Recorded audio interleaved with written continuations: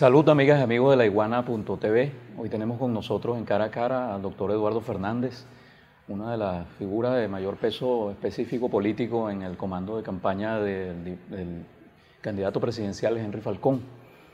Y bueno, además una figura histórica del socialcristianismo venezolano, de la democracia representativa. Hace 30 años, cuando la mayoría de estos compañeros no habían nacido, andaba usted recorriendo el país como candidato presidencial. Así es, sí, señor. Como el tigre Eduardo Fernández. Y hoy le ha tocado de nuevo, ha recorrido nuevamente el país, ya respaldando la candidatura de Falcón.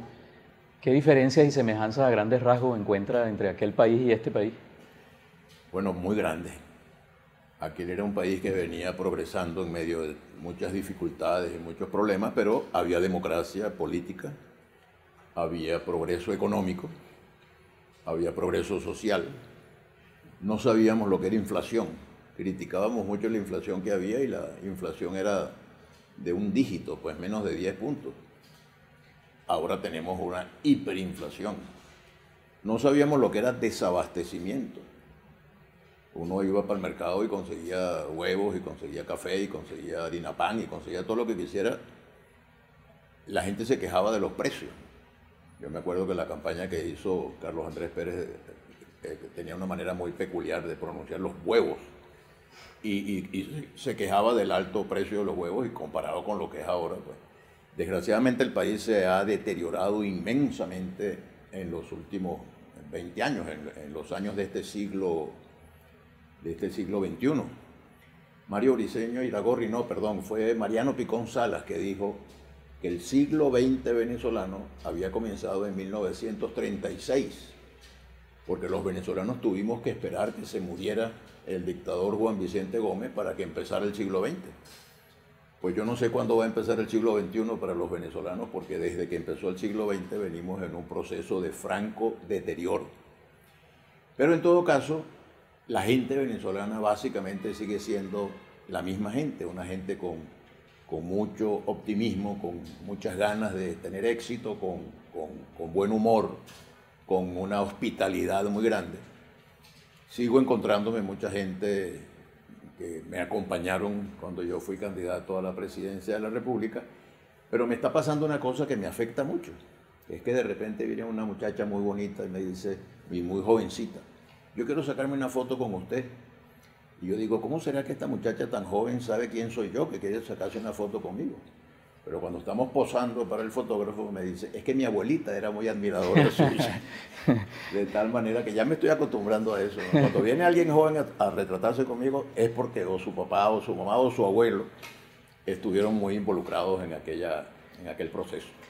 Usted habla de democracia, que existía democracia en aquel tiempo, y uno oye al discurso en general de los dirigentes opositores hablar de dictadura, hablar del gobierno de Nicolás Maduro como una dictadura y de él como un dictador. ¿Usted está de acuerdo con esa visión? Pues mira, a mí me costó trabajo llegar a la conclusión de que estamos en un régimen autoritario, en un régimen dictatorial, hasta que inventaron esa cosa que llaman la Asamblea Nacional Constituyente. Porque, ¿qué diferencia a una democracia de una dictadura? En las democracias hay autonomía e independencia de las ramas del poder público. Hay un poder judicial autónomo e independiente, hay una Asamblea Nacional que legisla y controla al Ejecutivo, y hay un Ejecutivo que funciona. En Venezuela, sobre todo a partir del momento en que se constituye una cosa que dicen que tiene poder supraconstitucional, que concentra todos los poderes, ha desaparecido el concepto básico para que haya una democracia, que es que las ramas del poder público sean autónomas e independientes. Otro dato que podría dar, por ejemplo, es la autonomía y la independencia del Banco Central de Venezuela. En una democracia el Banco Central de Venezuela es autónomo e independiente. Aquí el Banco Central recibe órdenes del gobierno y eso explica la inflación, porque el gobierno le ordena al Banco Central que produzca dinero. Ese dinero artificial es la gasolina del incendio de la inflación. Ahora, en caso de, digamos, en el planteamiento que está haciendo el candidato presidencial al que usted respalda, Henry Falcón, que es el de la dolarización de la economía, ¿no se perdería aún más esa autonomía que necesita el Estado venezolano? Lo que pasa es que hay que parar la inflación. Y la única manera de parar la inflación drásticamente es tomar medidas que impidan que el gobierno, y cuando digo gobierno digo también el Banco Central de Venezuela, sigan produciendo billetes que estimulan la inflación y que no sirven para nada, porque a uno le dicen aumentaron el salario, ay qué cosa tan buena, me aumentaron el salario, y al día siguiente los precios aumentan 10 veces más que el salario. Dicen que el salario sube por las escaleras y en cambio el costo de la vida sube por el ascensor. A ustedes aquí que de vez en cuando tienen ascensor y otras veces hay que subir por la escalera, bueno, los salarios van subiendo poquito a poco por la escalera y en cambio el costo de la vida sube por el ascensor. Correcto. Vamos a hablar un poquito de las contradicciones que han surgido dentro de la oposición. Hay un grupo importante, el que integraba la Mesa de la Unidad Democrática, y ahora integra el Frente Unido Venezuela Libre, que cuestiona el proceso electoral y cuestiona al candidato Henry Falcón y a los otros candidatos que se inscribieron por la oposición porque consideran que es una farsa, ¿no? ¿Cuál es la respuesta de una persona como usted que viene de toda esta trayectoria a ese planteamiento? Este debate no es nuevo. Este debate se planteó también en 1952. Ahí no habíamos nacido ni tú ni yo, por supuesto, las personas que están trabajando aquí tampoco. Digo yo. Pero en 1952 había una dictadura feroz. Era tan feroz esa dictadura que habían asesinado al secretario general de Acción Democrática, que era el doctor Leonardo Ruiz Pineda. Habían derrocado y expulsado de Venezuela a Rómulo Gallegos, a Rómulo Betancourt, a los principales líderes. Y sin embargo, hubo dos líderes democráticos que dijeron, a pesar de que no están dadas las condiciones, nosotros convocamos al pueblo a votar. Esos dos líderes fueron Jovito Villalba y Rafael Caldera. Bueno, y Jovito Villalba ganó esas elecciones, el gobierno la tuvo que burlar después, pero se puso en evidencia que había ganado la oposición y que el gobierno no tenía respaldo. Es evidente que estamos en una elección que no es equitativa. Henry Falcón no está compitiendo contra un candidato llamado Nicolás Maduro. Henry Falcón está compitiendo contra todo el aparato del Estado, contra toda la hegemonía mediática que tiene el gobierno, contra PDVSA, en alguna medida contra la Fuerza Armada. Es una situación verdaderamente complicada. Pero la alternativa es quedarse de brazos cruzados. Y yo creo que Henry Falcón hizo lo correcto. Convocar al pueblo, porque además la participación electoral es movilizadora. La abstención desmoviliza. Todo el mundo se queda en su casa. ¿Esperando qué? Esperando que haya un golpe militar. Es una hipótesis que yo considero poco probable, pero además la considero poco deseable. Lo ideal sería que sacáramos al gobierno, lo que queremos cambiar al gobierno con los votos, que es la forma más ortodoxa, más democrática, más constitucional, más civilizada de cambiar un gobierno. O esperar una acción internacional. La verdad es que también la considero menos probable y menos deseable, porque lo ideal es que los venezolanos resolvamos el problema de nosotros los venezolanos con nuestros votos. Hablemos un poquito de la hipótesis del triunfo de Henry Falcón. Gana Henry Falcón y qué va a pasar inmediatamente, ¿no? en ese escenario que usted ha descrito y sobre todo en el plano económico. Acabamos de ver que el presidente de Argentina, Mauricio Macri, ha firmado un contrato, ha anunciado que va a firmar un convenio con el Fondo Monetario Internacional. ¿Iría Venezuela por un camino como ese? ¿Qué pasaría con todo el proceso de las misiones, de los programas sociales que ha desarrollado este gobierno? La política social de este gobierno ha producido hambre, miseria, desempleo, desolación. El programa de Henry Falcón, que por cierto tiene un mérito muy especial, el primer día de la campaña, lo primero que hizo Henry Falcón fue presentar su programa de gobierno. En ese programa de gobierno está la propuesta de la dolarización y la propuesta de mejorar el ingreso salarial y llevar el ingreso salarial, que en este momento, si tú sacas la cuenta de la cantidad de bolívares que es el salario mínimo, son $2. llevar el salario mínimo a $75. Y de ahí en adelante seguiría subiendo. Y ya no en bolívares devaluados que no sirven para comprar nada, sino en dólares, que es una moneda fuerte. Entonces la política social, además hay una propuesta de hacer subsidios directos a los consumidores a través de una tarjeta, pero sobre todo mejorar la economía. Si tú logras frenar la inflación, esa va a ser la mejor noticia de política social. La gente, y sobre todo la gente más pobre, sale a ver cómo hace mercado para llevarle algo de comer a los hijos y a la familia, y es una desesperación. Primero conseguir las cosas y después conseguir el dinero para comprar las cosas. Si tú cortas de raíz el problema de la inflación, ya eso empieza a mejorar la calidad de la vida. Y si tú además, por la vía de la dolarización, elevas el salario mínimo de $2 que ahorita, o menos de $2 por cierto, pero agregando la cesta ticket y todas esas cosas, y tú conviertes eso en un ingreso de $75 por mes, oye, el bienestar colectivo va a ser estupendo. Claro, hay que tener en cuenta también que los precios también van a estar dolarizados, ¿no? Ya están, es decir, la mayoría de las cosas se están comprando porque como todo lo estamos importando, lo que traemos del exterior viene en dólares, se compra en dólares, no se compra en bolívares, porque desgraciadamente las políticas equivocadas de este gobierno desbarataron el aparato productivo. Nosotros los venezolanos, por ejemplo, producíamos arroz y hasta exportábamos arroz. Ahora estamos importando arroz del exterior. Estamos importándolo todo, carne, leche.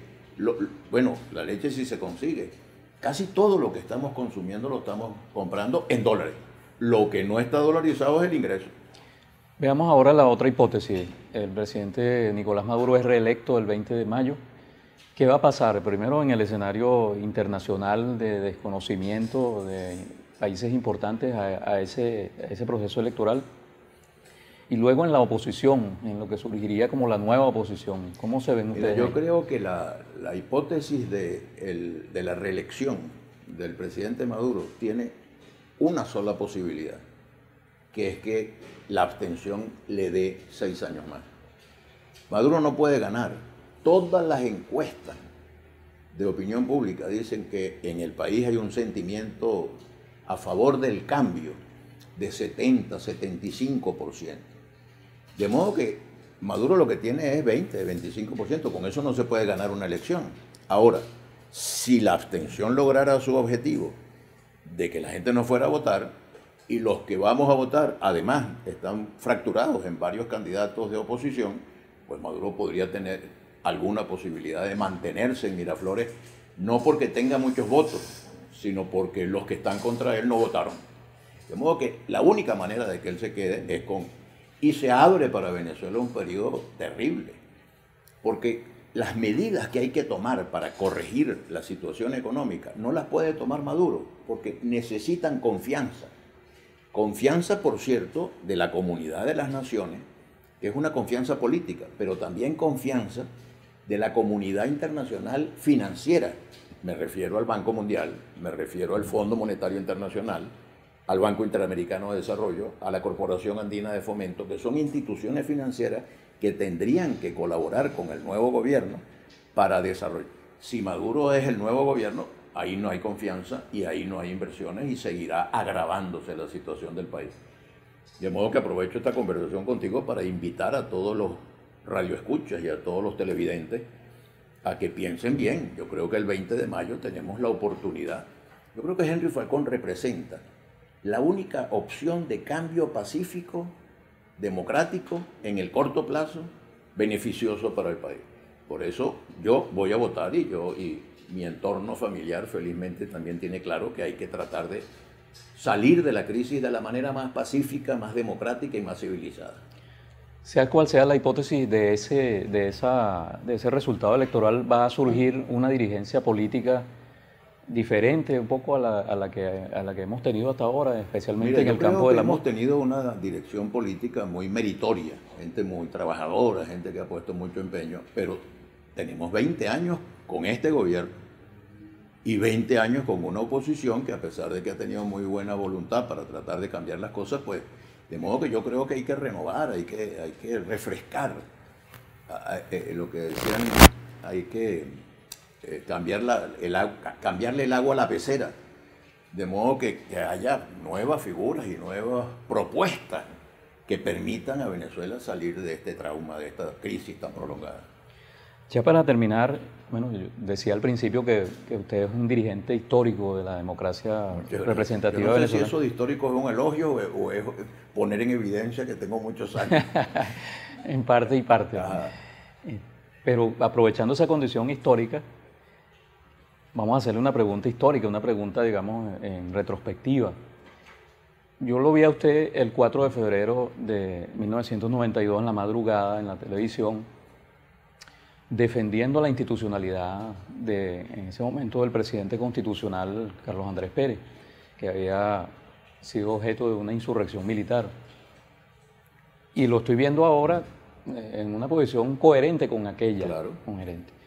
Pero hay en el medio una situación que no me suena tan coherente, que fue su actuación el 12 de abril del año 2002, cuando, según los testimonios grabados en video, usted estaba entre el grupo de personas que Miraflores respaldaba a Pedro Carmona Estanga. ¿Cómo explica usted esa discordancia? Perfectamente coherente. A mí, el ministro del Interior de Hugo Chávez, que era el general no sé qué, que después salió de embajador en Portugal, Lucas Rincón. Uh-huh. El ministro del Interior de Hugo Chávez me dijo, y le dijo a todos los venezolanos, que el presidente había presentado su renuncia, la cual aceptó. Y me llamaron de Miraflores y me dijeron, aquí hay un vacío de poder, porque usted, no me dijeron histórico, pero me dijo, usted que tiene alguna experiencia, ¿por qué no viene a ayudar? Fui a Miraflores. Me encontré que desgraciadamente aquello era un desastre absoluto. Había muchos empresarios, muchos obispos, de todo había ahí, menos políticos. Y cuando intenté hablar con el señor Carmona, que era y sigue siendo amigo mío, me encontré con un decreto. Yo no conocía el decreto. Después en una entrevista que tú le hiciste a Henry Ramos dijo que ese decreto se conocía varios días antes. Yo no lo conocía nunca, lo conocí ahí.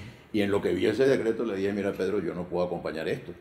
Porque yo soy congruente. Yo me estrené en política a los 17 años, luchando contra una dictadura militar, para variar. Teníamos una dictadura militar, el general Marcos Pérez Jiménez. Era yo estudiante de educación media y salí a la calle para pedir elecciones. De modo que yo toda mi vida he luchado para que los problemas se resuelvan con votos y no con balas. La tradición histórica de Venezuela es que todos los cambios se han producido por la violencia, desde la independencia en adelante. Nosotros tenemos un vecino llamado Brasil, en donde nunca disparan un tiro. La independencia de Brasil no costó un muerto. Negociaron y hablaron y se logró la independencia de Brasil. En cambio, la independencia de Venezuela, murió la cuarta parte de la población venezolana en esa lucha. Y desde entonces nos quedó la afición por la violencia. Cada vez que hay un cambio es por violencia. La guerra federal, las guerrillas del siglo XIX, el intento de guerrillas aquí en la democracia. Entonces yo, el 4 de febrero, fui a la televisión a decir, señores, a mí no me gusta este gobierno de Carlos Andrés Pérez, pero hay que cambiarlo con votos, no con balas. Este gobierno de Maduro no me gusta ni un poquito. Y cuando veo el sufrimiento que estamos pasando los venezolanos, digo, Dios mío, ¿hasta cuándo? Pero yo no quisiera que lo cambiaran con balas, yo quisiera que lo cambiáramos con votos. Por cierto, a propósito de la cosa histórica, quiero aprovechar porque hoy está ocurriendo un acontecimiento histórico, que es que la iguana está cumpliendo 7 años. 6. 6 nada más. Bueno, entonces quiero aprovechar para felicitar a la iguana y augurarle muchos años más de vida. Bueno, muchísimas gracias. Con esas buenas palabras de despedida, pues le damos las gracias a Eduardo Fernández por haber estado con nosotros. Y a ustedes, amigas y amigos de laiguana.tv, será hasta la próxima vez.